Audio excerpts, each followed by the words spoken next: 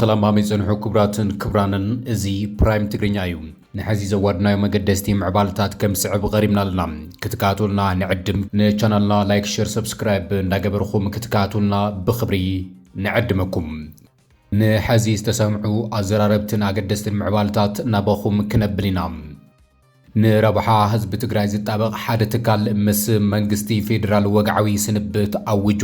እቲ ምስ ንግዲ ባንክ ዝተኣተወ ሚስጥራዊ ናይ መሬት መሸጣ ደው ክብል ዝኣዘዘ እቲ ትካል ሕገ መንግስቲ ኢትዮጵያ ንትግራይ ኣይምልከትን ክብል እውን ወግዓዊ ምፍታሕ ኣውጁ ኣሎ እዚ ትካል ነዚ ዝበለ ናብ ፕሬዝደንት ጊዜያዊ መምሕደር ትግራይ ኣብ ዝለኣኾ ቁሉዕ ደብዳቤ ምዃኑ ተፈሊጡሎም እቲ ትካል መን እዩ እቲ ዝለኣኾ ደብዳቤ ትሕዝቱኡን ብዝርዝር ክነካፍለኩም ኢና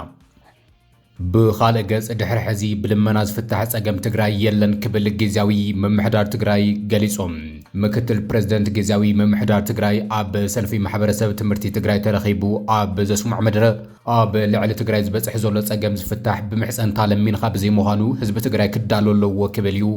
ኣዚዙ ዘሎ ሎሚ ካብ ሽረ ክሳብ ጫፍ ኣላማጣ ካብ ኣክሱም ክሳብ ሳምረ ዓብዪ ሰላማዊ ሰልፊ ተኻይዱ ኣሎ እዚ እውን ብዝርዝር ክቐርብ እዩ ኣብ ከሰላ ብሽም ጽምዶ ዝተኣለመ ዘሰንብድ ፖለቲካዊ ሽርሒ ድማ ተቐሊዑሎም ሻዕብያ ኣብ ጉዳይ ወልቃይት ዕላዊ ጭምብሉ ቀንጢጡሎም ወልቃይት ኣካል ትግራይ ኣይኮነትን ኣብ ዝብል ትሕዝቶ ሻዕብያ ተጋሩ ካብ ኣላማጣን ካብ ከሰላ ንብጭብጨባ መሊሶም ኣለዉ እዚ ኣዝዩ ኣዘራራበይ ምዕባለ ድማ ብዝርዝር ናባኹም ክቐርብ እየ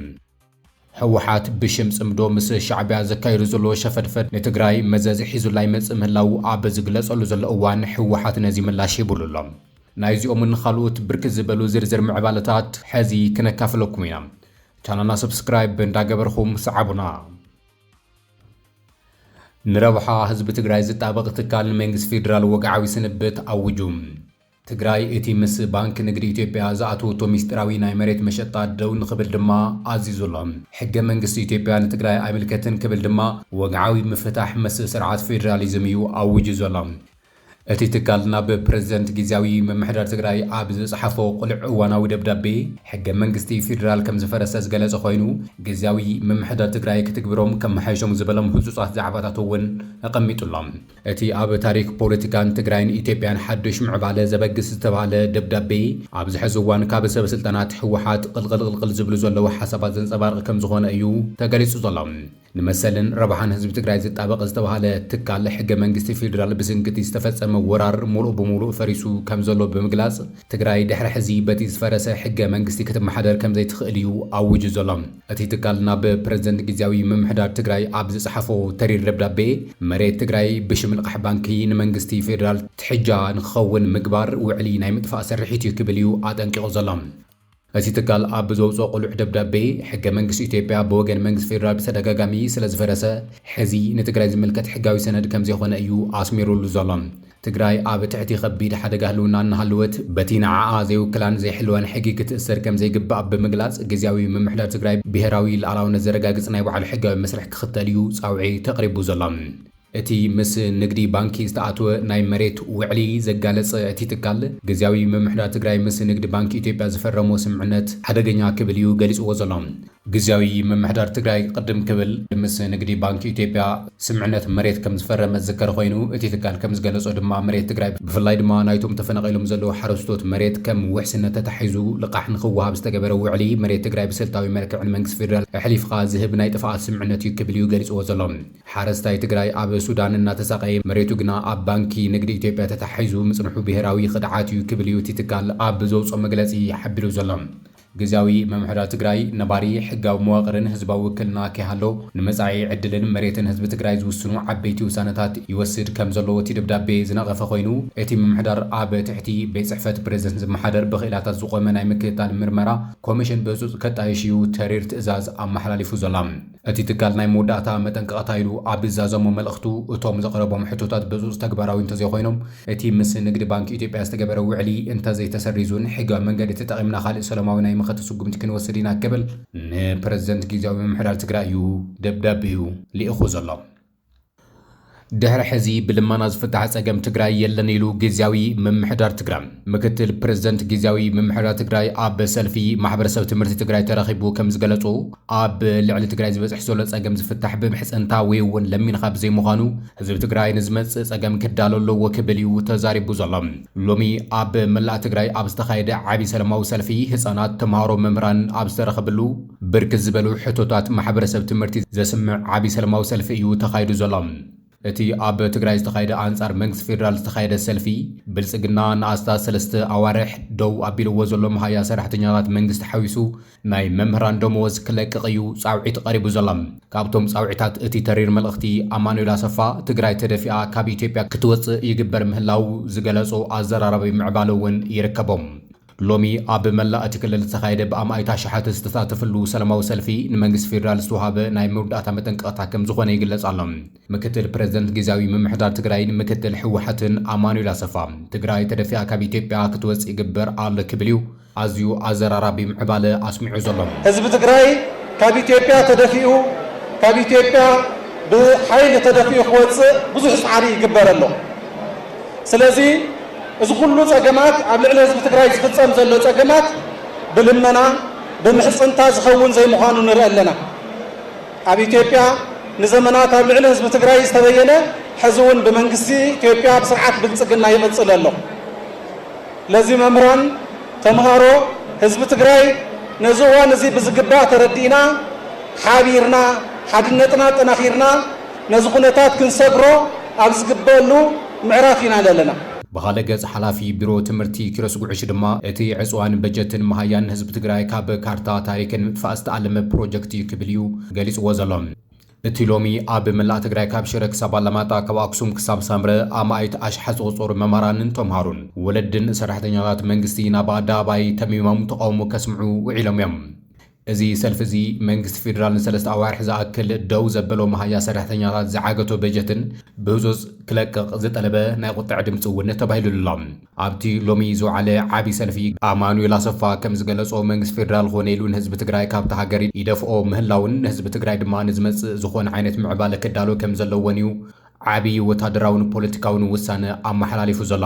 ኣብ መላእ ኢትዮጵያ ጸገማት ጸጥታ እኳ እንተሃለዉ ይኹን እምበር ኣብያተ ትምህርቲ ከም ዘይተዓጽወ ዝዘኻኸረ ኣይቱ ኣማኑኤል ኣብ ትግራይ ግና መሃያ ሰራሕተኛታት ክልኺልካ ትምህርቲ ክቋረጽ ዝግበር ዘሎ ዕላምኡ ትግራይ ክትድንቁር ስለ ዝደለ እዩ ክብል እዩ ኣማኑኤል ገሊጹ ዘሎ እቲ ኣብ ልዕሊ መምህራን ዝፍጸም ዘሎ ምኽልኻል መሃያ ተራ ቁጠባዊ ጸገም ከም ዘይኮነ ድሕሪ ምግላጽ ንህዝቢ ትግራይ ካብ ካርታን ታሪኽን ናይ ምጥፋእ ስልታዊ ፕሮጀክት ክብል እዩ ገሊጽዎ ዘሎ እዚ ስጉምቲ እዚ ንመጻኢ ወለዶ ትግራይ ዘጽነት ንውዕሊ ፕሪቶርያ ንሕገ መንግስቲ ሃገር ድማ ብግልፂ ዝጻባእ ከም ዝኾነን ድሕሪ ምግላጽ ናይ ጥፍኣት ስርሒት ክብል እዩ ገሊጽዎ ዘሎ ስርዓተ ትምህርቲ ትግራይ ብስንኪ ባጀት ኣብ ኣፍደገ ዕንወት ከም ዘሎ ዝተገለጸ ኮይኑ እዚ ድማ ብስንኪ እዚ ዕፅዋ መሃያ ኣብያተ ትምህርቲ ትግራይ ዳግም ናይ ምዕጻው ስጋኣት ገጢምዎን ከም ዘሎ እዩ ተገሊጹ ዘሎ እቲ ሓላፊ እዚ ተግባር እዚ ኣንጻር መሰል ትምህርቲ ህፃናት ዝተኣወጀ ኩናት ምኾነ ድሕሪ ምሕባር ማሕበረሰብ ዓለም ኣብዚ ጉዳይ እዚ ጸቕጥን ክገብርን ህዝቢ ትግራይ ድማ ንመኸተ ክሳናድአን እዩ ጻውዒት ኣቕሪቡ ዘሎ እቲ ብሎም ዕለት ብሽም ፌደራል ኣብ ልዕሊ መሃያ መምህራን ኣንቢርዎ ዘሎ ክልኸላ በጀት ብማሕበረሰብ ትምህርቲ ትግራይ ኣብ ከተማ መቐለ ስታድየም ባሎኒ ኣብ ከተማታት ዓዲ ጉደምን ሽረን ማጮን ኣክሱምን ኣላማጣን ዝተኻየደ ሰልፊ ሰብኣዊ መሰል ህፃናት መምህራንን ተምሃሮን ትግራይ ከበር ህፃናት ትምህርቲ ናይ ምርካብ መሰሎም ይተሓሎ ሰላም መሰረት ትምህርቲ እዩ ውዕሊ ፕሪቶርያ ይተግበር ዕፅዋ ትምህርቲ ዳግም ጽንተት እዩ ውዙፍ መሃያ መምህራን ይከፈል ተመዛበልቲ ናብ መረበቶም ህፃናት ናብ ትምህርቶም ዝብሉ ካልኦት ጭርሕታት ብመምህራንን ተምሃሮ እውን ቀሪቦም እዮም መንግስቲ ፌደራል ናይ ወርሒ ተሓሳስን ጥርን ለካቲትን መሃያ ሰራሕተኛታት ክሳብ ሕዚ ናብ ትግራይ ብዘይምልኣኹ ኣብ ትግራይ ማሕበረ ቁጠባዊ ጸገማት ገጢሞም ምህላዎም ይግለጽ እዮም ኣብ ገለገለ ኣብያተ ትምህርቲ ድማ ከይዲ ምምሃር ምስትምሃር ተቋሪጹ ከም ዘሎ ምንጭታትና ይገልጹ እዮም ፌደራል ምስ ሕወሓት ዝኣተዎ ናይ ህልኽ ፖለቲካ ኣብ ልዕሊ ህዝቢ ትግራይ ከቢድ ጸገም ይፈጥር ምህላው ይግለጽ እዮም እቲ ትግራይ ካብ ፌደራል ክትረኽቦ ዝግባእ ነዳዲ በጀትን ካልኦት መሰረተ ልምዓታትን መኸልኸሊኡ ምኽንያት ፌደራል መንግስቲ ብግልፂ ክዛረብ ኣይስማዕን እዮም ይኹን እምበር ትግራይ ብዕፅዋ ኣዳኺምካ ሕቶ ግዝኣት ከይተልዕልን ኣብ ድከት ክትነብርን ከም ዝደሊ ገለገለ ፍልፍላት ክገልጹ ጸኒሖም እዮም ብኣንጻሩ ድማ ሕወሓት ብሽም ጽምዶ ምስ ሻዕብያ ዘካይዶም ዘለዉ ሸፈድፈዳት ንትግራይ መዘዝ ሒዞሙላ ይመፁ ምህለዎም እውን ክግለጽ ጸኒሑ እዮም ይኹን እምበር ሕወሓት መንግስቲ ኢትዮጵያ ህዝቢ ትግራይ ንምጽናት ግልፂ ትልሚ ኣውፂኡ ይሰርሕ ከም ዘሎ እዩ ዝገልጽ ዘሎ እቲ ውድብ ስምዕነት ፕሪቶርያ ክትግበርን ኩሎም ኣፈላላያት ድማ ብሰላማዊን ፖለቲካውን ዘተ ክፍትሑ ዘይተሓለለ ጻዕሪ ከም ዝገበረ ክገልጽ ጸንሐን ዝገልጽ ዘሎን ኮይኑ ህዝቢ ትግራይ ንምጽናት ዓሊሙ ዝሰርሕ ዘሎ ዝብሎ መንግስቲ ኢትዮጵያ ግና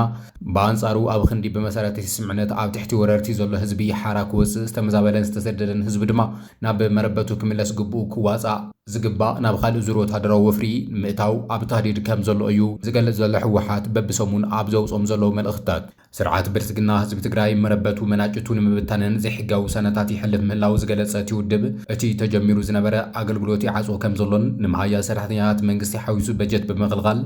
ህዝቢ ትግራይ ብጥሜት ክሃልቕ ተፈሪድዎ ምህላውን እውን ኣብ ዘውጾ ሰሙናዊ መልእኽቲ እዩ ሓቢሩ ዘሎ ሕወሓት ከም ዝገልጾ እቲ ናይ መወዳእታ ሽቶ ብልጽግና ዝበሎ ህዝቢ ትግራይ ብሓድነትን ብውዳበን ኣብ ዘይቃለሰሉ ብርኪ ብምምጻሕ ዝጀመሮ ኣዋጅ ጆኖሳይድ ብወታደራዊ ወፍሪ ንምምላእ ዝዓለመ ከም ዝኾነ እዩ ዝገልጽ ዘሎ ከም ህዝቢ ድማ እዚ ክኸውን ኣይንፈቅድን ኢሉ ትውድብ ኣብ ዘውጾ መግለጺ ሕወሓት ስምዕነት ፕሪቶርያ ምፍጻምን ኩሎም ኣፈላላያት ብሰላማዊ መንገዲ ይፍታሕ ክረኽቡ ምግባር ከም ዝኾነ ዝገለጸ ኮይኑ እንተኾነ ግና ነዚ ናይ ሰላም ባህግናን እምነትናን ተበሊጽኻ ንሞስቃይን ህዝብናን ንምንዋሕ ተቐባልነት የብሉን ዝበለ ኮይኑ ንውስ ወከፍ መዓልቲ ህይወት ውግናትና ኢና ንስእን ዘለና ድማ ኢሉ እዚ ሞትን ስቃይን ህዝብና ግድን ከብቅዕ ኣለዎ ክብል ሕወሓት ገሊጹ ይኹን እምበር ሕወሓት ቀዳማይ ምርጩ ስምዕነት ፕሪቶርያ ምትግባር ከም ዝኾነ ይግለጽ እምበር ብወሃቢ ቃል እቲ ውድብ ኣቢሉ ቅድሚ ትማሊ ኣብ ዝሃቦ ቃል ምሕትት ግና ስምዕነት ፕሪቶርያ ሙሉእ ብሙሉእ ከም ዝፈረሰ ብዕሊ ኣውጁ ምንባሩ ናበኹም ኣቢልና ኢና በኻልእ ገጽ ሻዕብያ ኣብ ጉዳይ ወልቃይት ዕላዊ ጭምብሉ ዝቐንጠጠ ኮይኑ ወልቃይት ናይ ትግራይ ይኹንን ክብል ዕላዊ ገሊጹሎም ኣብ ከሰላ ብሽም ጽምዶ ዝተኣለመ ዘሰንብድ ፖለቲካዊ ሸርሒ ተቐሊዑሎም ሻዕብያ ኣብ ጉዳይ ወልቃይት ዕላዊ ጭምብሉ እንትቐጥጥ ወልቃይት ኣካል ትግራይ ከም ዘይኮነት ገሊጹሎም ነዚ ትሕዝቶ ስርዓት ሻዕብያ ተጋሩ ካብ ኣለማጣ ብጭብጨባ መሊሶምሉ ኣለዉ እቲ ብሽም ጽምዶ ዝካየድ ዘሎ ርክብ ሓቀኛ ገጹ ብዕሊ ኣርኢሎም ኣብ ሱዳን ከተማ ከሰላ ዝተኻየደ ጽምዶ 11 ሻዕብያ ኣብ ልዕሊ ሉዓላውነት መሬት ትግራይ ዘለዎ ፀረ ትግራዋይ መርገጺ ብግልጺ ዘቃልዕ መድረኽ ኮይኑ ኣሎ ተባሂሉሎም እቲ ናይቲ መድረኽ መሳሰይ ዝኾነ ኣወል ስዒድ ንወልቃይት ካብ ትግራይ ፈልዩ ከም ሓደ ናጽነት ዘለዎ ኣካል ብምቕራብ ኣብ መንጎ ኤርትራን ክልል ኣምሓራን ቀጥታዊ ደባዊ ንምፍጣር ዝተኣለመ ስልታዊ ምንቅስቓስ ምዃኑ ብዕሊ ተጋሂዱሎም ወልቃይት ትግራይ ኣይኮነትን ኢሉ እቲ ናይ ኣወል ስዒድ ወግዓዊ መልእኽቲ ወልቃይት ትግራይ ኣይኮነትን ዝብል ምዃኑ ድማ ንብዙሓት ተጋሩ ኣቐጢዑሎም ብኻልእ ገጽ ካድርታት ሕወሓት ነቲ ሓቃዊ ዝተዘረበ ዘረባ ይክሕድኦም ዘለዎም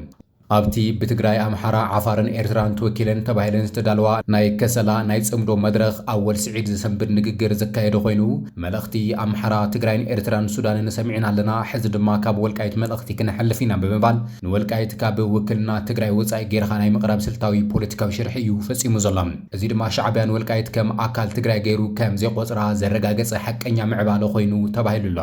ኣብቲ መድረኽ ካብ ወልቃይት ተባሂሉ ዝተጸውዐ ኣጥናው ዝተባሃለ ግለሰብ ብትግርኛ ተዓዲሙ ከብቅዕ መልእኽቱ በምሓርኛ ዝገለጸ ኮይኑ ነቲ ወልቃይት ኣካል ኣምሓራ ናይ ምግባር ትልሚ ሻዕብያ ዘጉልህ ነጥቢ ኮይኑ ተራእዩሎም እዚ ድማ ኤርትራን ኣምሓራን ብምዕራብ ትግራይ ኣቢለን ንኽዳወባ ዝተኣለመ ስውር ፖለቲካዊ ውዕል ምዃኑ እዩ ዝግለጽ ዘሎ ኣወል ስዒድ ናይ ትግራይ ኣምሓራ ሱዳን ኤርትራ መልእኽቲ ተመሓላሊፈን እየን ኣብዚ ወልቀቶቱ ኣለዉ ሕዚ ድማ ካብ ወልቃይት ሓንቲ መልእኽቲ ክነሕልፍ ምክንያቱ እቲ መልእኽቲ ንሱ ስለ ዝኾነ ክብል ዝተዛረቦ ቃል እቲ ሙሉእ ናይ ጽምዶ መደብ ንምንታይ ዕላማ ከም ዝተዳለወ ዘረድእ ኮይኑ እውን ተባሂሉ ኣሎ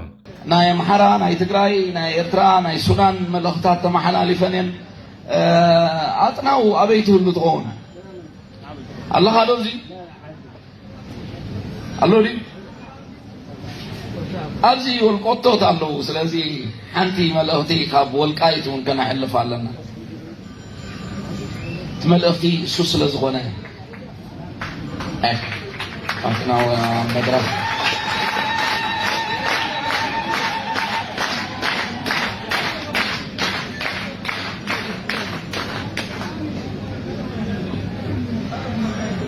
حصر زبلت ملأختي بزعبا هزدلو صمدو غبنا يسون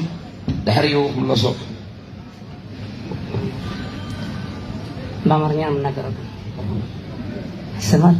አሎ ለምን አደራችሁ ለምን ዋላችሁ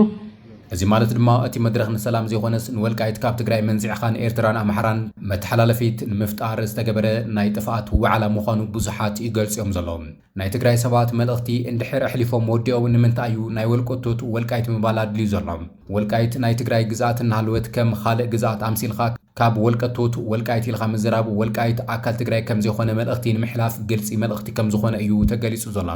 እቲ ዘሕዝን ዝተባሃለ ግና ናይ ትግራይ ተወከልቲ ስቕታን ጭብጨባን ምዃኑ ተዓዘብቲ ይገልጹ ኣለዉ ናይ ትግራይ ተወከልቲ ተባሂሎም ዝተረኸቡ ግለሰባት ደው ኢሎም የንጨብጭቡ ምንባሮም ፍልፍላት ገሊጾምልና እዮም ካድርታት ሕወሓት ንግዛዊ መንበሮም ክብሉ ብዛዕባ መንነትን ግዛኣታዊ ሓድነት ትግራይን ዝካየድ ዘሎ ሓደገኛ ቁማር ዕሸሽ ምባሎም ኣብ ውሽጢ ትግራይ ዓብዪ ቁጥዐ ፈጢሩሎም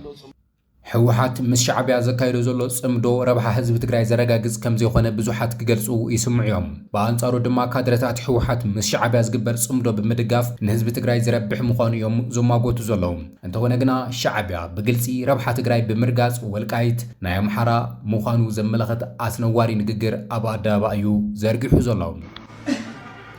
ስለዚ መንግስቲ ኤርትራ ልዕሊ ህዝቢ ትግራይ ልዕሊ ትግራይ ዘሎ ይሰርሐሉ ዘሎ ሓንቲ ርግፀ ያ ኮይነ ዛራ ሻዕብያ መንግስቲ ኤርትራ ኣብ ታሪኹ ዋላ ዕጥቂ ቃልሱ ገይርዎ ዘይፈልጥ ንትግራይ ይገብረሉ እንታይ ገይሩ ኣብ መዓልቲ ነገር ዋይ ጠያዎም ነቶም ደቅኹም ዋይ ኣብዚ ኩልኹም ሓደ ሓደ እኒአኩም እንዲኦም እንደ ሃዝና ግዛዕ ሒዝካ ነርካ ሃዝና ስታይ ነይሩ ግዛዕ ኢልኩም ድሕተትዎ ካሊእ ደግረፍዎ احنا هاس تقرأي نقولنا أكلنا وركلنا هفتلنا سليتلنا أنا على نترفينا وإذا أجرنا مرحنت كين أتو تتكوس كين أتو ونقول حصر كون كين لنا هذا الله بعد حصير بزي أبو قب حصير كم أخ جبر أي بزانا بس أقول لنا هذا محمد تسمع حدا إزحيزو قالت حدا إزحيزو من أو دسالي ناو تدس أو